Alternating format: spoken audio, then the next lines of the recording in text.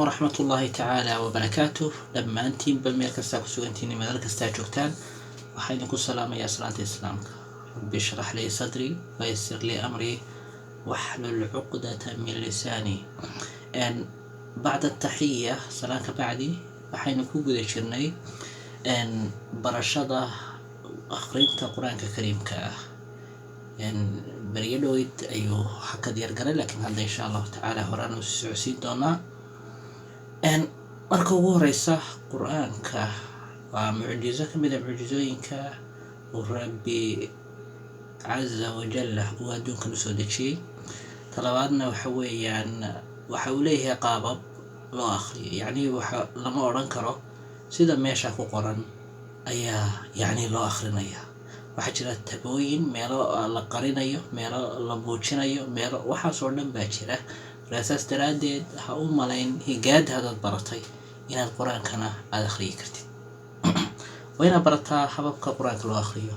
هاتن آيات قرآن هيا من كم قطة بعد تانا صرت آيات دنو قرين حرب على دور وحيا بدنا أن هل كان كبياميو قرآن كحولي هاي هذا سورة دنوكله سورة مركوه رئيسة وحن قصارنا حلا يقانا آيات هي السورة. marka labaadna waxa aynu rabnaa inaynu ogaano bal suuradaasi inta ayadooda ay leedahay meesha ku qoran tahay. marka xigtana waxaynu geli doonaa higaada iyo qaabka loogu dhawaaqiyo ereyga. suuradan hadda horteeda ka muuqata magaceeda waxa loo yaqaanaa magaceeda sida halka ku cad waxa weeyaan magacaas halka inta ku qoran weeyaan qaab aan qof u akhriyi karin ay u qoran tahay. marka sida aad u fiirisid waxaad arki kartaa in meeshan ay ku qoran tahay qaab aan la fahmi karin oo kale, laakiin markaad higaada si fiican u baratid ayaad fahmi doontaa. hadda intaasi waa suura, mid walbana way ku qoran tahay suura, suuratu. intan dambena waa magaca suuradda bilaaban doonta. suuradda bilaabanaysa waa suuradda xaggan hoose ku jirta. haddaad eegtid magaca meeshaasi inaga muuqda waa suuratu duxaa, laakiin haddana waxaa ka maqan ay ka mid tahay gudniinka waxa loo yaqaano ama dumada waxa loo yaqaano suuratu duxaa. waxaa ku jira meelaha kan miim yar waa lagu qurxiyay uun mooyaane wax kale oo u taraya ma jirto. waxaa jira wax yaryar oo halkaa ku qoran kaas, kuwaasoo dhan waa qurxin weeyaan. waxaa lagu qurxiyey magac, laakiin ma aha kordhig, ma aha hoos dhig, ma aha gudniin, ma aha reebniin, ma aha xarafkii shadka loo yaqaanay, mana aha xarfihii tanwiinta loo yaqaanay. waa qurxin un. marka dhawaaqa suuradaasi inaad baratid un mooyaane halkaasoo kale markay tahay qof bilow ah ma uu fahmi karo magacaasi in duxa laga wado. intaasi waxa weeyaan suuradda magaceeda. haddaan suuradda magaceeda ka tago, suuratu duxaa waa suuradan hadda bilaaban doonta.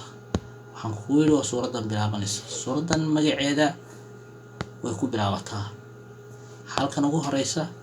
suurad kasta magaceeda way ku dhexdeeda ku jiraa. suurad kasta magaca loo yaqaano way ku jirtaa. marka hadda waatan waa duxaa ku akhrin maayo dhawaaqa iyo wax laga booday, laakiin kaliya waxaan ku sheegayaa in suuratu duxaa magaca duxaa in la yiraahdo halkaas inaad ka arki kartid.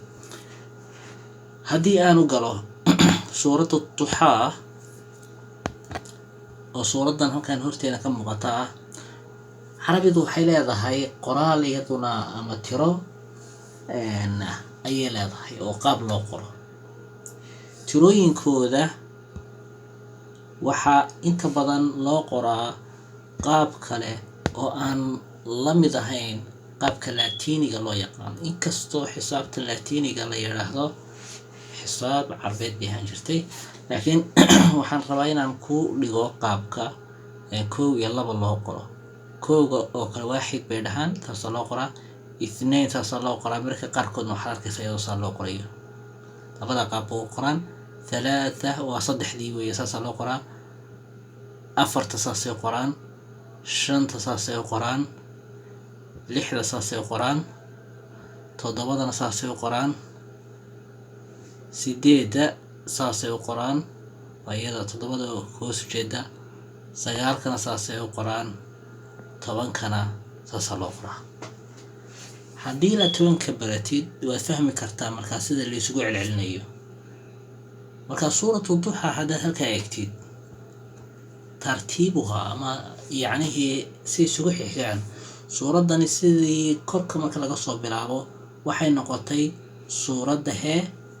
halkaa waxaa ku qoran markaa ayaan akhriyayna nambarkaasi waa nambarka halkan kaaga muuqda oo ah 9kii, iyo nambarka halkan kaaga muuqda oo ah 3dii.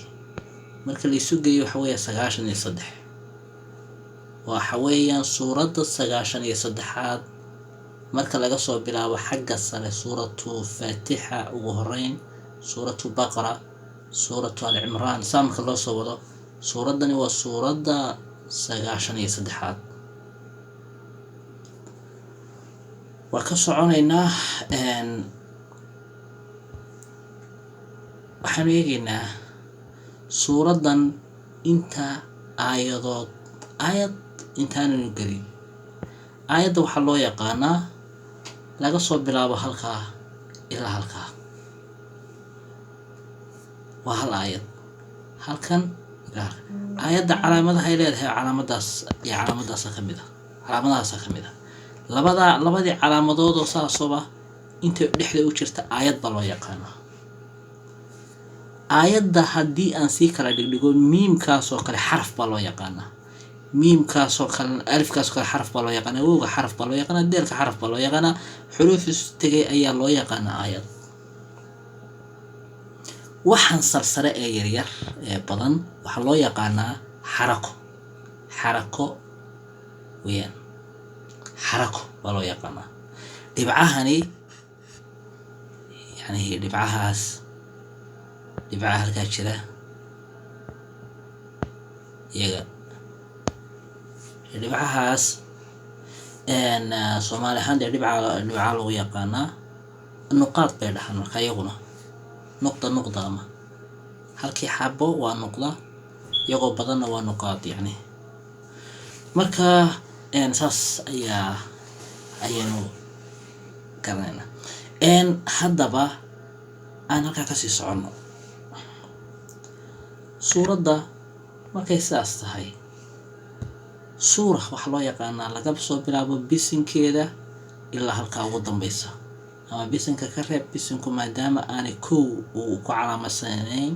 suuradda bilowgeeda ka bilow ilaa meesha ugu dambaysa waxaa loo yaqaanaa suurad. aayadna waxaa loo yaqaanaa ilaa intaa keliya. halkaasi waa hal aayad. aayaddii labaad, aayadda 3aad. marka iyagu waxay u dhigaan aayadda markii lasoo qaataba kowga xaggana kaga dhigaan.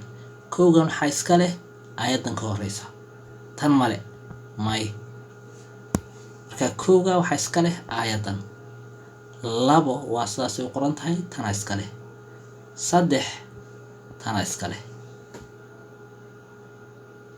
4 waa tan iyadana, tana iska leh. aayadda 4aad akhri haddii lagu yiraahdo halkaas ka soo bilaabaysa. walalaakhiratu khayrun laka min al-uulaa. halkaas ka soo bilaabaysa, halka ka bilaabi maysid.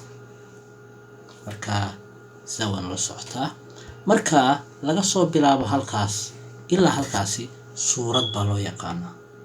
suuratu duha intaas weeyaan. intaa keliyana aayad baa loo yaqaanaa. calaamadda halkaas aan kugu sheegay ee qaabkaas u qoran waa kuu sheegay. waxa weeyaan suuraddan si isugu xigaan. suuraddani waxa ay tahay suuraddii 93aad. laga soo bilaabo aayadda koobaad ilaa aayadda ugu dambeysa waa lagu fududeeyey halkana lagu qoray 12 aayadood ayay suuradan ka kooban tahay markii dhooyta carabiga markaan dhigayay 10 saasaan u qoray kooga waa tan saa u qoray marka 12 sidaas laba calaamadood saas isu laag weeyaan waa kuwa 12 ama 10 iyo 1 qaabkaas weeyaan marka qaarkood bisinka halkan ka muuqda bisinkan halkan kaaga muuqda waarta bismillah ku bilaabanaya wax shad ah male